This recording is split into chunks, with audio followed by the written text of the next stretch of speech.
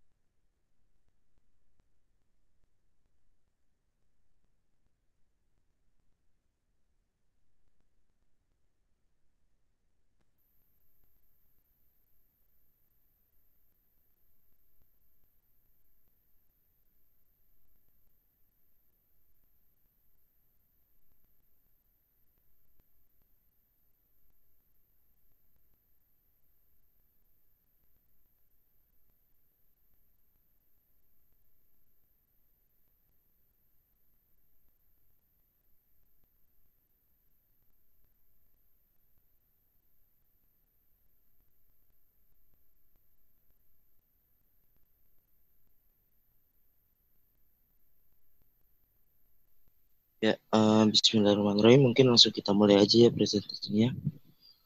Assalamualaikum warahmatullahi wabarakatuh. Waalaikumsalam warahmatullahi Waalaikumsalam wabarakatuh. warahmatullahi Waalaikumsalam warahmatullahi taala wabarakatuh.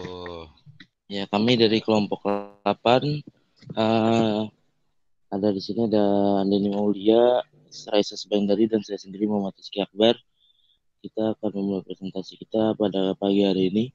Tapi sebelum kita mulai, mari bersama-sama kita membacakan surat Al-Fatihah agar presentasi kita dapat berjalan lancar dan pastinya ilmu yang akan kita dapatkan senantiasa dapat bermanfaat dan berguna untuk kita di kemudian hari. Al-Hadhini Al-Fatihah.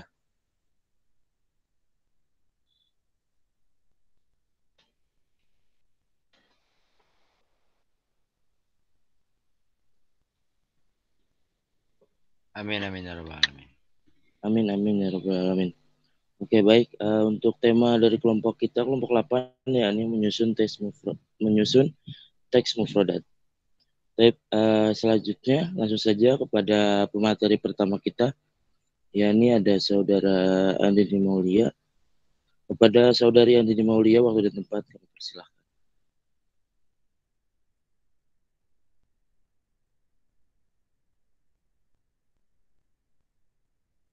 Bismillahirrahmanirrahim. Assalamualaikum warahmatullahi wabarakatuh. Waalaikumsalam warahmatullahi wabarakatuh.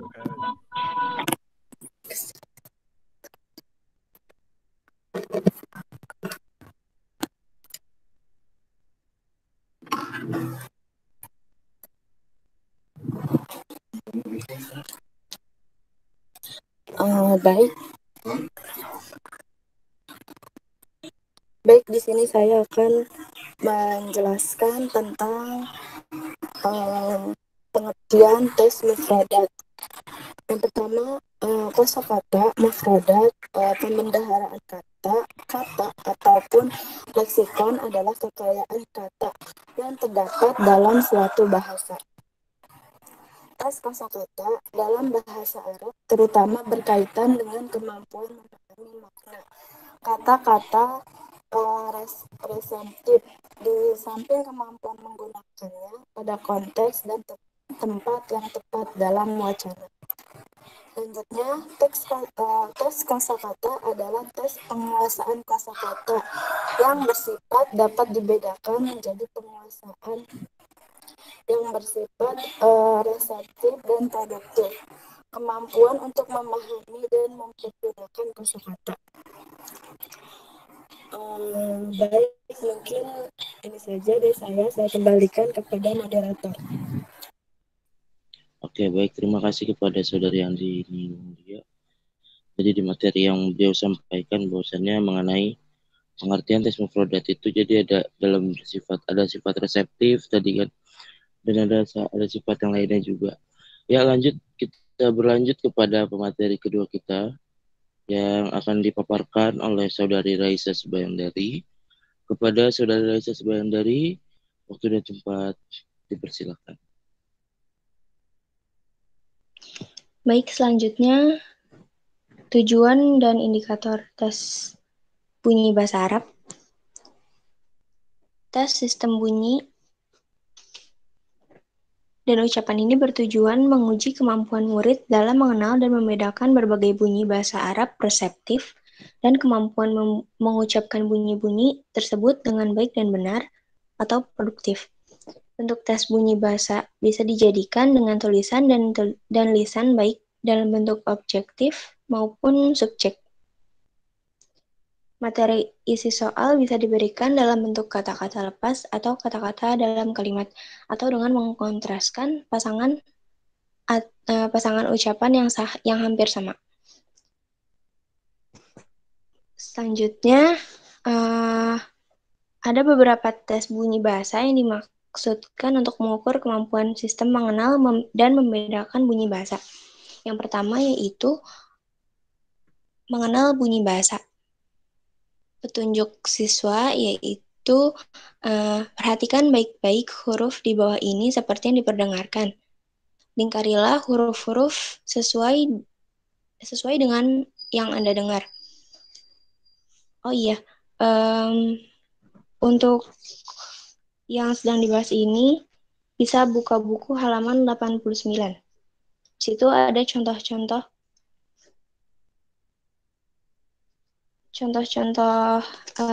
indikator tes bunyi bahasa Arab. Yang kedua, menentukan keberadaan bunyi dalam suatu kata. Guru memperdengarkan sebuah kata, siswa diminta untuk menentukan ada atau tidaknya suatu bunyi yang diinginkan. Petunjuk untuk siswa, berikan tanda cek pada nomor yang disediakan jika Anda mendengar bunyi shot, dan berilah tanda X jika Anda tidak mendengarnya dalam setiap kata yang diperdengarkan. Berikut. Lalu siswa diperdengarkan kata-kata berikut. 1. As-sholat. 2. As-salam. 3. As-saim. 4. As-soim. Dan 5. As-syam. Yang ketiga, mengidentifikasi bunyi. Tunjuk siswa, dengarkanlah kata-kata berikut. Kemudian tentukanlah kata yang berbunyi syahadah dengan memberi tanda centang pada kotak yang tepat.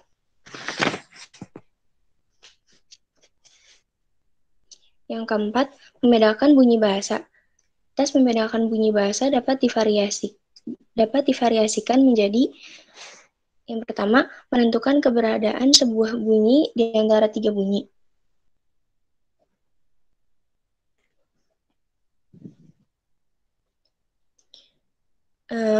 Petunjuk siswa, tentukan apa bunyi shot diucapkan pertama, kedua, dan ketiga. Lalu siswa diperdengarkan bunyi-bunyi berikut. 1. Su, sul, syu.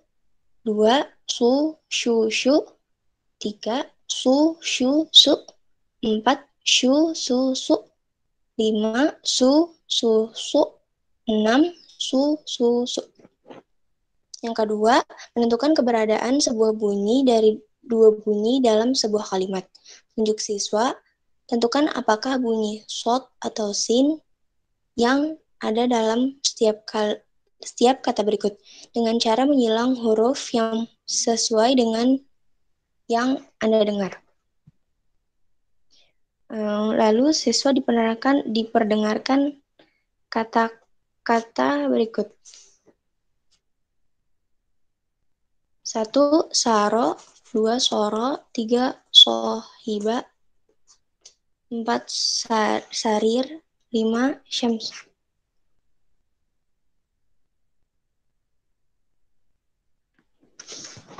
Yang selanjutnya menentukan satu bunyi dari dua bunyi yang berdekatan. Contohnya, petunjuk untuk siswa, tuliskan K jika yang Anda dengarkan bunyi kaf, dan tuliskan KH jika yang Anda dengarkan adalah bunyi kho. Lalu siswa diperdengarkan kata berikut. 1. Nakrota. 2. Nakhrota. 3. Mukhar. 4. Mukar. 5. Mukhoj. Fakhoj. Lalu berikutnya, membedakan pasangan minimal atau sunaiyat sugro. Kepada siswa diperkenalkan pasangan kata yang harus ditentukan apakah fonem pertamanya sama atau berbeda. Lalu selanjutnya membedakan kalimat berdasarkan perbedaan satu kata atau bunyi bebas. Tes ini bertujuan untuk menguji kemampuan siswa dalam mengidentifikasi persamaan atau perbedaan antara dua buah kalimat menggunakan kata-kata tertentu yang mengandung bunyi yang sulit. Poin yang nomor 5 yaitu menirukan atau melafalkan kembali apa yang telah diperdengarkan. Guru mendengarkan pelafalan huruf, kata, atau kalimat. Lalu peserta ujian diukur kemampuannya menirukan pelafalan tersebut. Guru memberikan penilaian langsung kepada respon siswa untuk jenis ini. Dan ada beberapa variasi. Yang pertama, pengucapan bunyi tertentu yang sulit. Misalnya bunyi do, bunyi dot. Yang kedua, pengucapan beberapa bunyi yang berdekatan. Yang ketiga, pengucapan bunyi yang gradual. Contohnya secara gradual yaitu dengarkan bunyi, petunjuk untuk siswa yaitu dengarkan bunyi-bunyi berikut lalu ulangi. Siyaldu, saumu, sodaru, soifu, soro, wasaufa.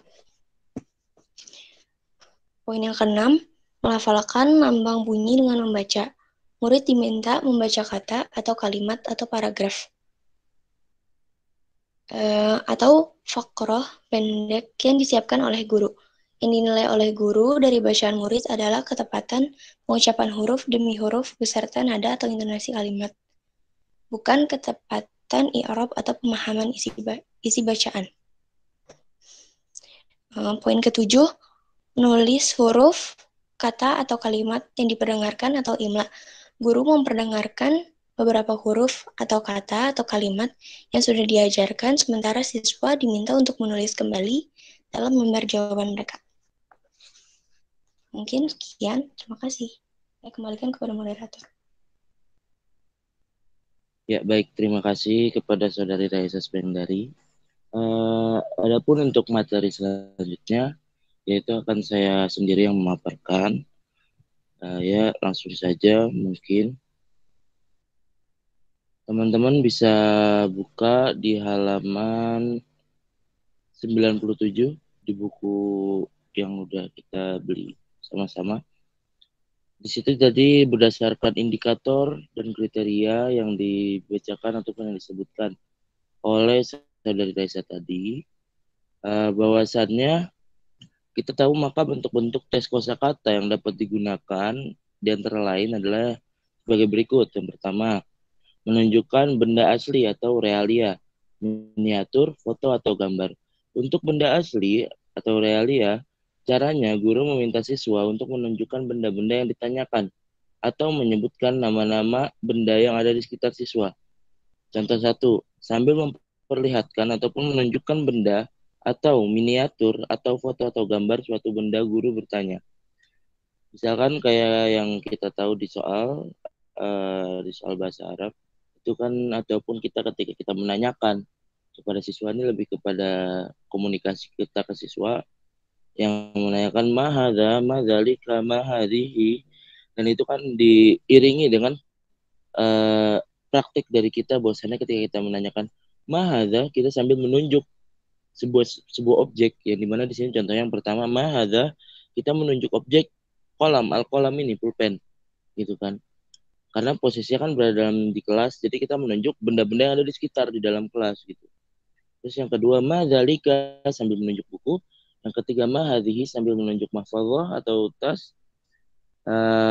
Yang ketiga atau hafisah atau hakisah sama. Yang keempat matilka, sambil menunjuk penggaris. Terus yang kelima mahadha, sambil menunjuk ke arah meja tulis, seperti itu. Atau guru bertanya nih tentang keberadaan beberapa benda kepada peserta ujian, lalu mereka menjawab dengan menunjukkan letak benda yang dipertanyakan. Nah, misalkan dalam soal itu jadi misal kayak aina as-sabburoh atau aina al-mistarat, aina al-kitab, aina al-qalam. Nah, nanti di situ siswa yang akan menjawab mengenai di mana letak-letak dari kosakata yang kita sebutkan tersebut.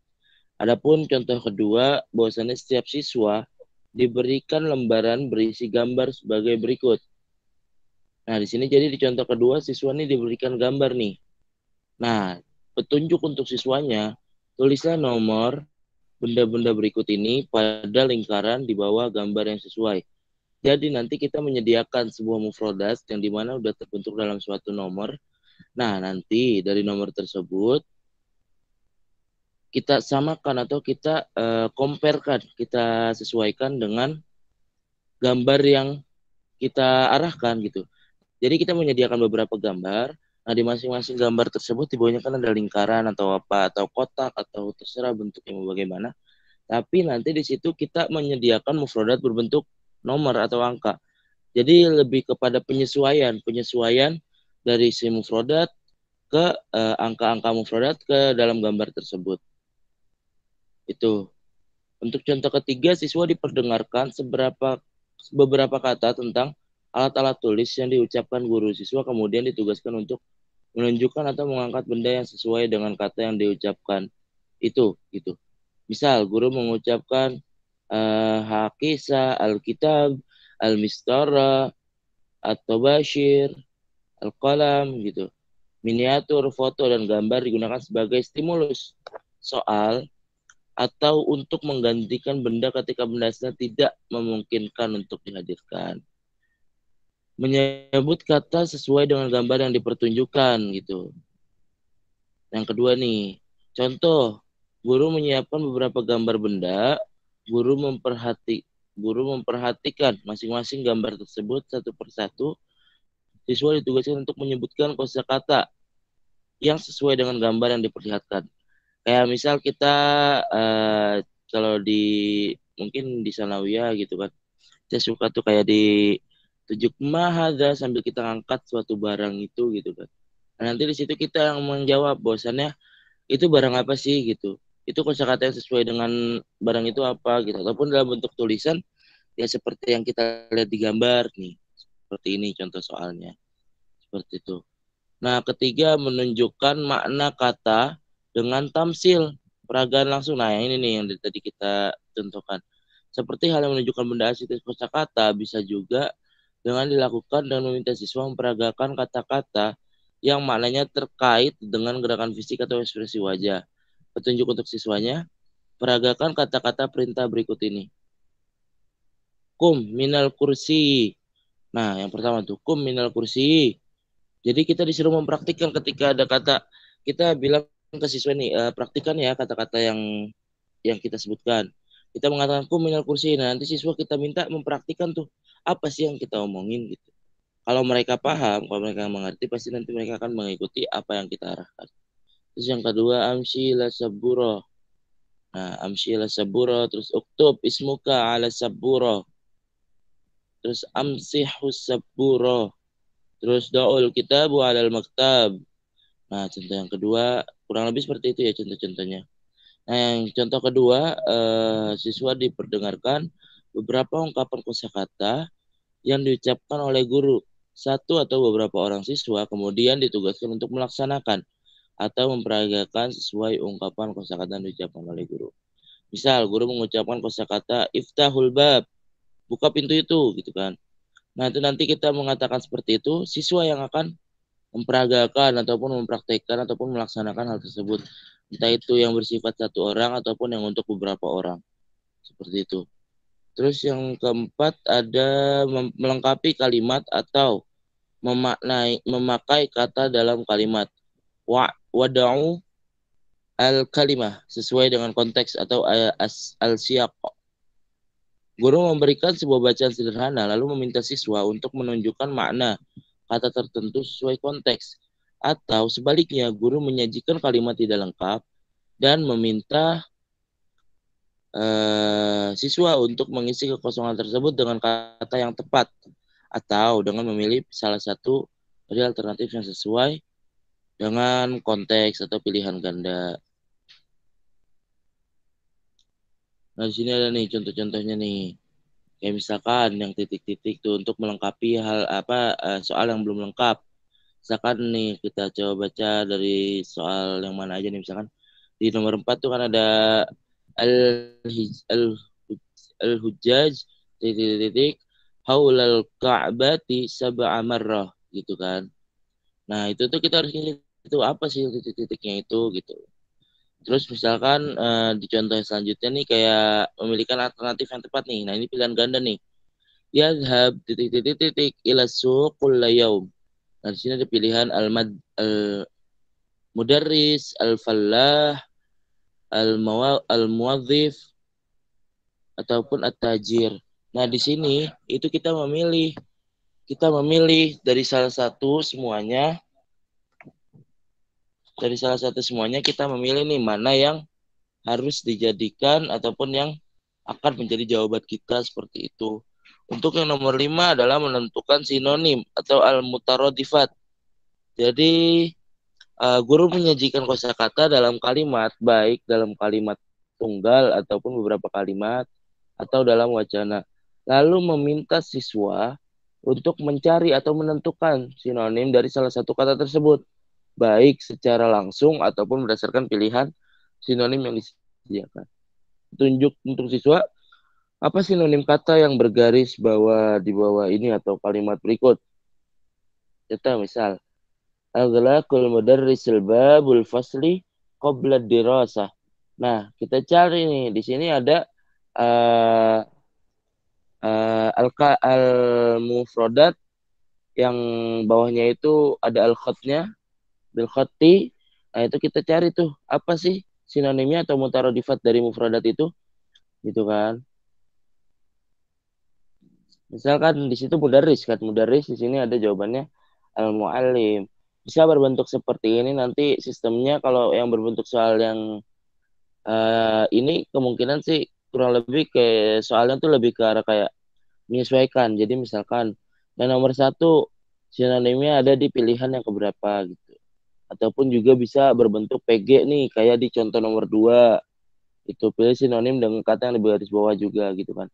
Nah, itu ada juga yang model soal seperti ini. Ya, mungkin untuk materi yang saya bahas ya ini mengenai bentuk tes kosakata yang dapat digunakan. Cukup sampai situ saja. Kalau baik itu cukup sampai situ saja. Untuk selanjutnya mungkin saya serahkan untuk jika ada yang ingin bertanya dipersilahkan. Kita memberikan slot untuk penanya 2 orang. Ya, terima kasih. Silakan kalau ada yang mau bertanya.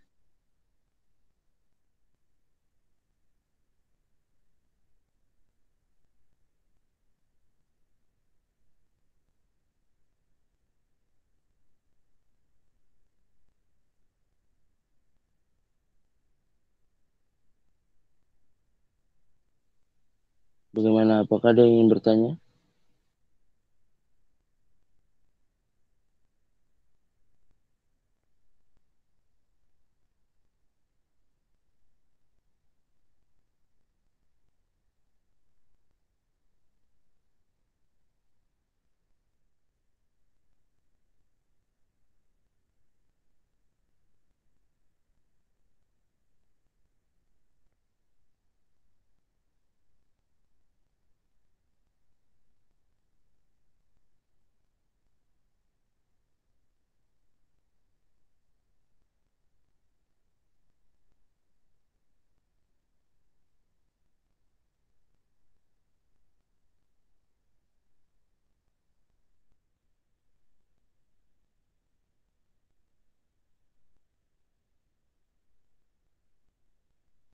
Ya, baik. Jika tidak ada yang ingin bertanya, mungkin kita akan tutup presentasi kita dari kelompok 8. Saya Muhammad Rizky Akbar selaku moderator dan Raisa Subayandari dan Andini Maulia selaku presentator pada kesempatan pagi hari ini memohon maaf apabila ada kesalahan yang baik itu disengaja ataupun kesalahan yang bersifat tidak disengaja.